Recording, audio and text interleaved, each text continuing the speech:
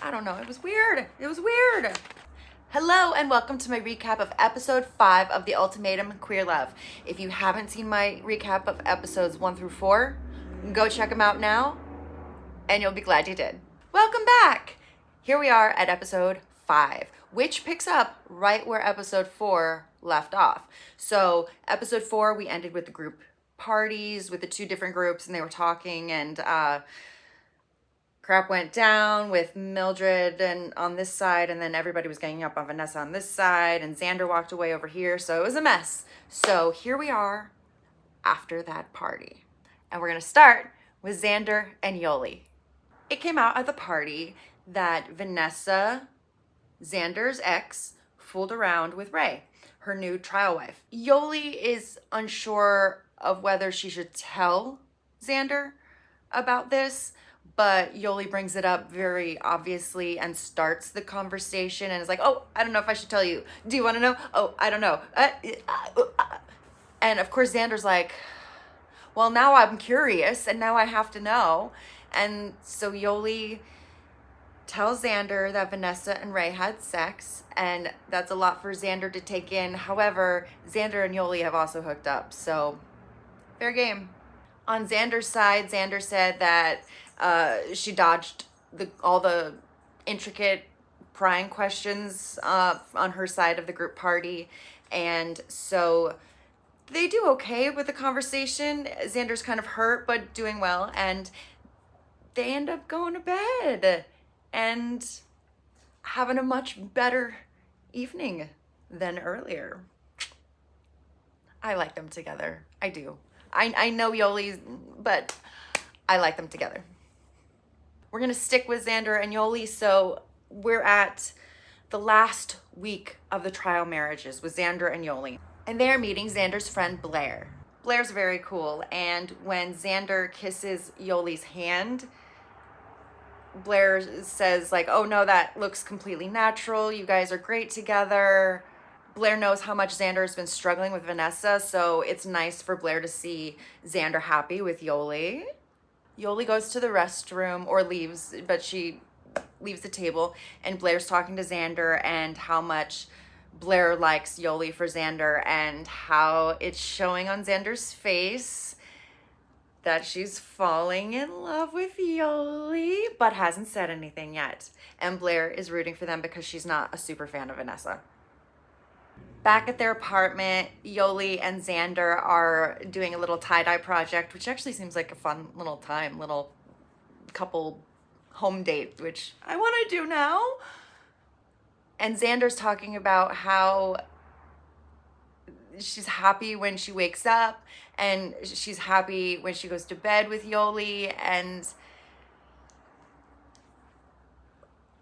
Xander says, I love you to Yoli, and Yoli says it back, and it's so cute and I love it. Yoli and Xander are on a beach date, and Xander tells Yoli to close her eyes. Yoli says, if it's a ring, I'm gonna scream. And Xander says, oh, you bitch, because Xander opens up a candy ring pop, which is blue and matches Yoli's nails, which I also love. I love that color.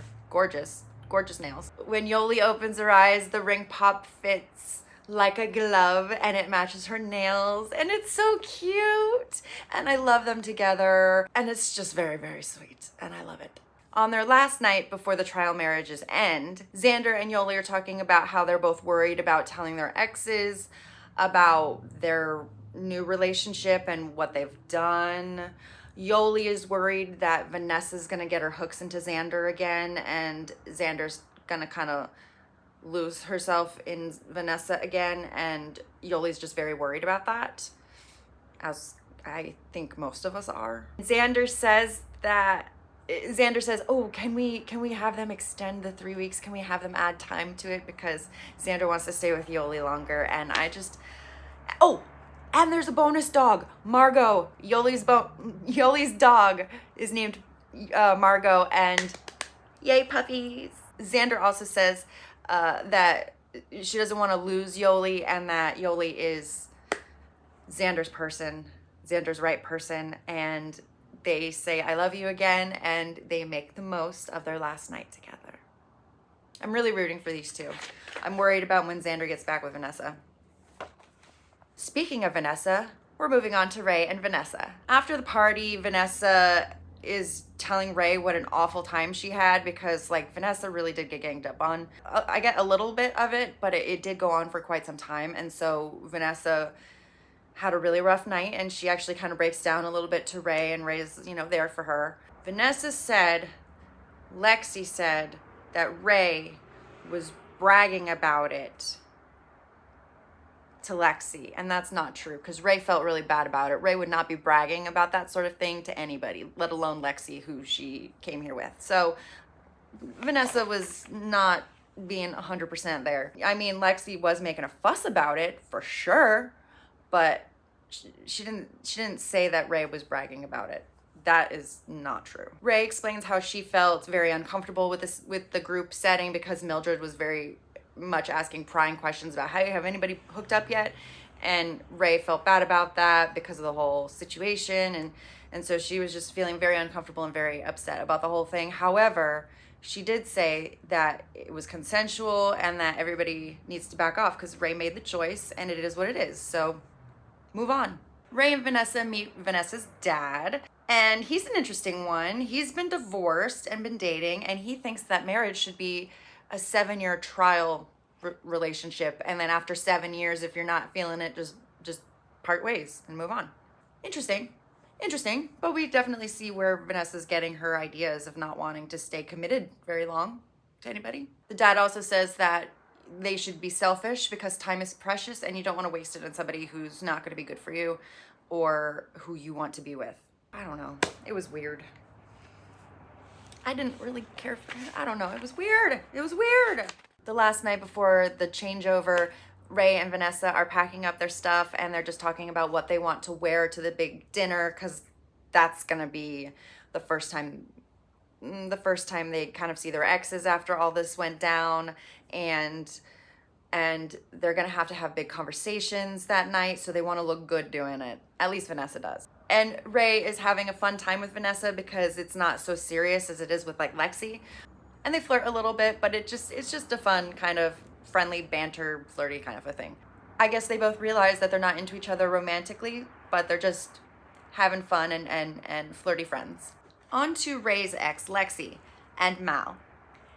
After the party, Lexi's very upset because she had the whole blow up with Vanessa, and they're back at home, and Mal's trying to comfort Lexi and trying to talk her down from her traumatic argument dinner fiasco.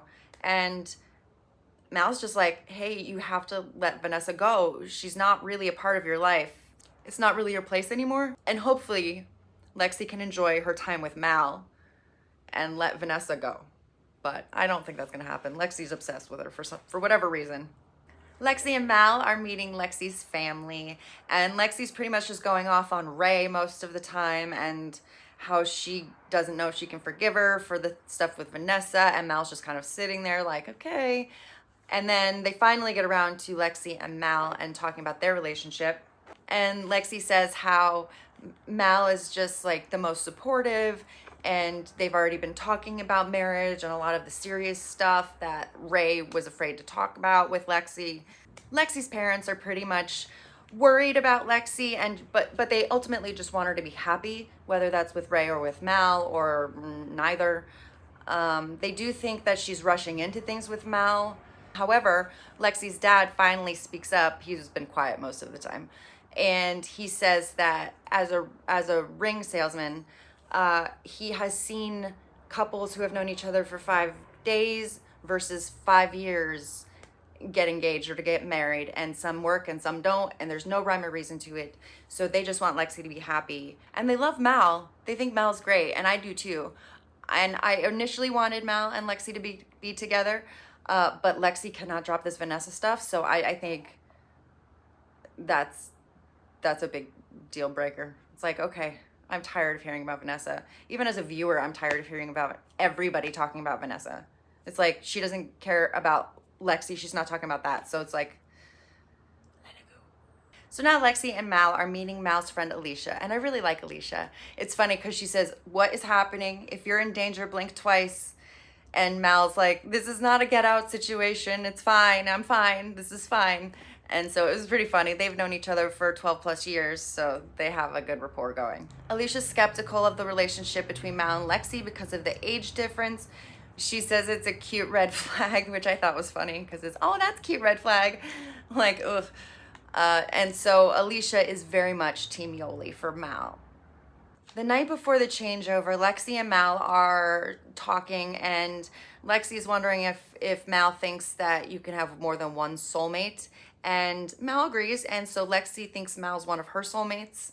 Mal doesn't really say anything back, and then later when they're getting ready for bed, Lexi's in bed, and she's like, hey, you know, kind of hinting that she wouldn't be opposed to making things a little bit more intimate and a little bit more physical. And Mal kind of takes a sec, and Mal doesn't want to confuse the situation further by taking things more physical and intimate, so they don't do anything that evening. Tiff and Sam are getting along a lot better now that they have gotten over the whole dog fight, and they decided or figured out how best to communicate with each other, and they both want to communicate better, and they're trying. So they have a lovely car ride, and they're just joking and having a great time, and the chemistry is there. And so I'm very happy that they were able to work that stuff out. With 2 days left before the changeover, Sam and Tiff go to meet Tiff's friend. They go to meet Tiff's friend Natasha. Natasha is also great. So like, can we have Natasha back someplace? Have her do a talk show or some kind of recap or the reunion or something. I don't know. She's great. Natasha brings up how Tiff and Mildred have been on and off again for so long, and Natasha is not a fan of Mildred and Tiff together because of this. Natasha says they have no communication skills with each other, and they are so toxic for one another, which is true.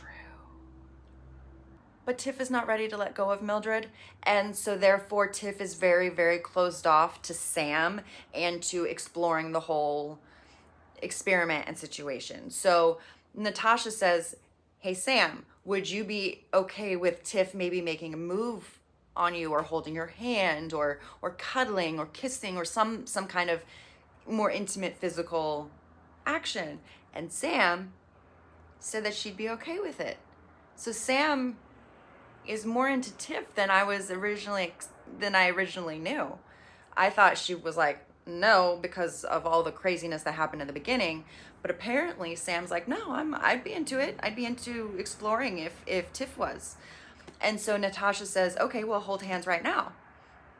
And Tiff was like, no, I can't do that right now. I'm not holding hands with Sam. And it's like, why? And Tiff couldn't do it. And so Natasha was like, here, look, I'll hold Sam's hand. And so Natasha and Sam held hands across the table, just like really like, just a squeeze. And it was like, okay, it's okay. You know, I don't even know this person, and it's okay.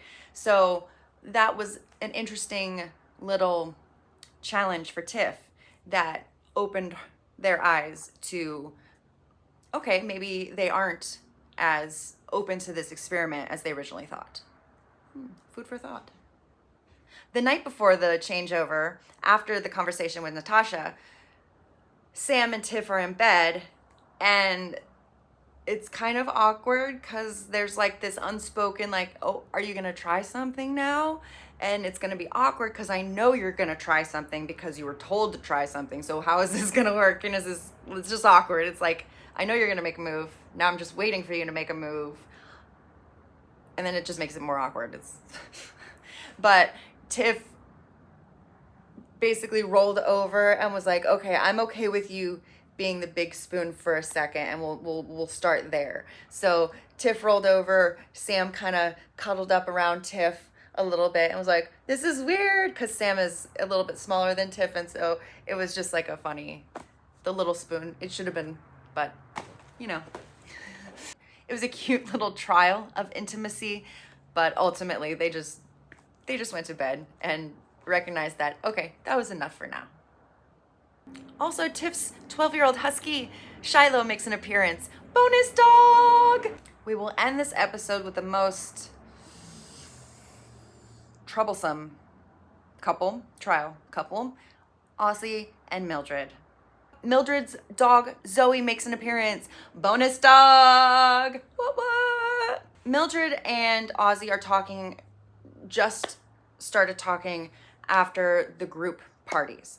And Mildred is talking about how she actually kind of seems patient and chill right now, but she does want to address concerns, serious concerns about the relationship with Ozzy and Mildred.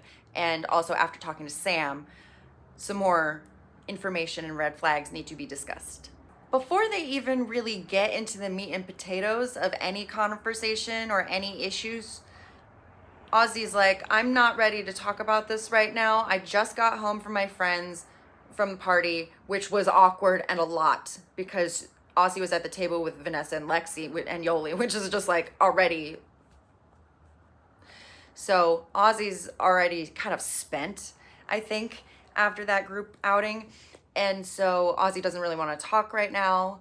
But Mildred is like, no, we need to talk about this now. I need to be heard and I won't hold back. Ozzy immediately shuts down and just is like, nope, can't do it. No, don't want to. Mildred won't let it go. Ozzy is retreating farther and farther back. And Ozzy's finally like, you know what? I want to go out again and I want to be with my friends. I don't want to have this conversation anymore. I'm done. So Ozzy leaves, drops the microphone in the hallway, and just takes off. And Mildred is just kind of like, okay, what now? Because Mildred is just used to Ozzy running away. And that's kind of what Sam reiterated to Mildred at the group party, that Ozzy needs to be in a very specific state of mind in order to talk about anything that could be triggering. And Mildred is not that tactful or patient or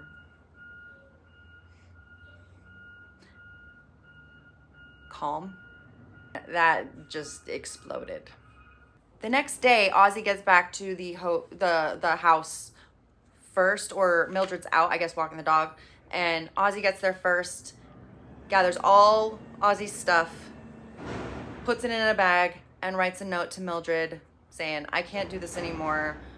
My mental health needs to come first, and I'm out. So, deuces. And Ozzy leaves. Garbage man. So Ozzy pieces out of this trial marriage. Mildred at first is like, oh, why should I care? I don't care that Ozzy left. This has nothing to do with me. That's Ozzy's problem. Ozzy has the problems. And then Mildred starts to like walk around the house and kind of see that all of Ozzy's stuff is gone. And it kind of hits her. And it's more like, okay, they left. And that triggers a bunch of abandonment issues that Mildred has from her past, her parents, and from her ex as well. So she has a lot of past people leaving. And so this really hits hard, even though she wasn't emotionally invested, I don't think, in Ozzy. They were too toxic for each other. But then it starts to hit her and she pours herself a glass of something and she starts breaking down and feeling all of the feels of feeling the hurt of Ozzy leaving at this point. Because Mildred doesn't want to be alone in this experiment. It really sucks to watch this whole thing. It sucks to watch Ozzy break down because it's clear that Ozzy's been through a lot of triggering emotional trauma in Ozzy's past, like with the parents, especially, you know, when you hear more about Ozzy's backstory, it's like, okay, you had a very, very rough growing up and probably a little bit still current. So I think there's a lot of trauma there to work through. And I also think Mildred has a lot of trauma to work through from her past and her abandonment issues with her parents and her ex. So those two together, you have one who's afraid of somebody leaving and one who always leaves. So she's holding on too tight and Ozzy's running further away. It's just never gonna. All right. So that was the craziness of episode 5. That was a lot to get through. But tell me your comments below. What do you think of everybody's trial marriage? Do you think any of these trial marriages are going to last? Or do you think they're going to go back with their original partners? Do you think Lexi and Mal have any shot? Do you think Yoli is going to go back with Mal, or Yoli's going to pick Xander? Do you think Vanessa's going to get with Xander or want to? There's a lot. Thank you for watching. Please like, subscribe, leave a comment, and hit the notification bell so that you know when I am going to recap episode 6. Thank you for watching. I will see you next time.